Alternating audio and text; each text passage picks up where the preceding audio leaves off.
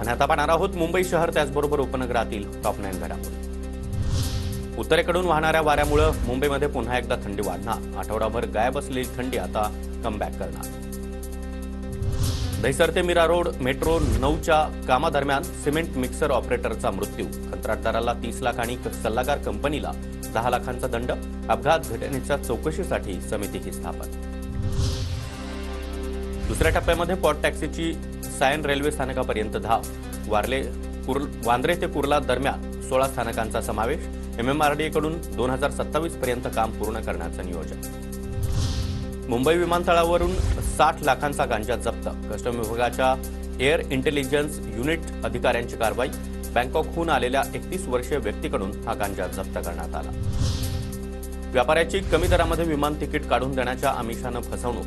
व्यापाऱ्याकडून police स्थानकामध्ये गुन्हा दाखल। 1.5 लाखांची फसवणूक। सुनील पाल यांच्या अपहरणाप्रकरणी सांताक्रूज पोलिसांकडून गुन्हा। उत्तर प्रदेशच्या मेरठमधील अज्ञातांनी माझं अपहरण केल्याचा सुनील पाल यांचा दावा।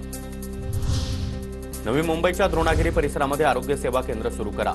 शेतकरी कामगार पक्षाचे नेते प्रीतम म्हात्रे यांची मागणी। बीडमधील बनावट औषधांचं भिवंडी कनेक्शन। नारपोलीमधील कंपनीविरोधात गुन्हा दाखल। पोलिसांकडून अधिकचा तपास सुरू।